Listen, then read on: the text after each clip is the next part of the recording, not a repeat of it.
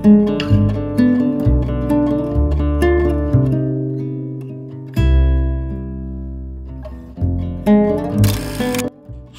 আমি অর্কমিত্রা আর আমার আরও একটা নতুন ব্লগে তোমাদের সকলকে স্বাগত জানাই। আগের দিন ছাদ বাগান থেকে ব্লগটা শুরু করেছিলাম, তাই আজকের ব্লগটা শুরু করলাম আমার ব্যালকনির বাগান থেকে। সকালবেলা চা খেয়েই বড় কাজে লেগে পড়েছিলাম, সবজি কেনাকাটি। জানো তো, এই কাজগুলো কোনোদিনই আমাকে করতে হয় না, মাই করে, কিন্তু মা এখন নেই, তাই দায়িত্ব পড়ে গেছে আমার ঘাড়ে। কী সবজি কিনবো, কী রান্না করব, এইসব ভাবনা চিন্তা আমার দুরস্ত। রান্নাটা আমি কোনোদিন করলেও মা ঠিক করে দেয় যে কি রান্না হবে। এই ভাবনা চিন্তাটা যে কতটা কঠিন কি বলবো।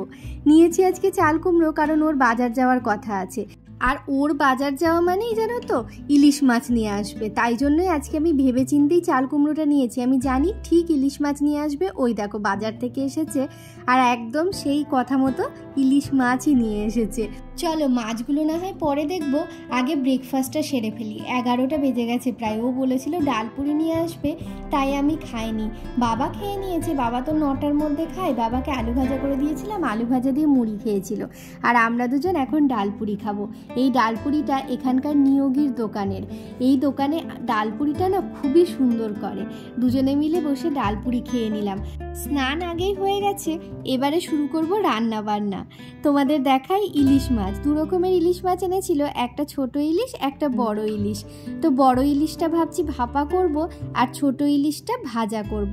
ছোট ইলিশগুলো ভাজার জন্যই আনা হয়। আর ওই যে চাল কুমড়োটা কিনেছিলাম, ওই চাল কুমড়োটা দিয়ে ইলিশ মাছের মাথা দিয়ে করব। এই দেখো বলতে বলতে চাল কুমড়ো হয়েও গেছে। এবারে সর্ষে ইলিশের প্রস্তুতি করব। সর্ষে পোস্ত দিয়ে ইলিশ মাছ রান্না করার জন্য প্রথমেই তো সর্ষে পোস্তটাকে বেটে নিতে হবে।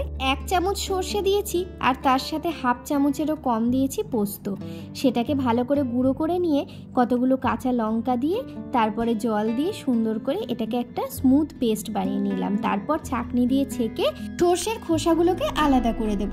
এতে কি হয়, গ্যাস অম্বল কম হয়। এমনিতে সর্ষে বাটা দিয়ে কিছু রান্না করলে সাধারণত গ্যাসের সমস্যা হয়, কিন্তু যদি খোসাটা আলাদা করে দেওয়া যায় তাহলে খুব একটাও হয় না সেই জন্য।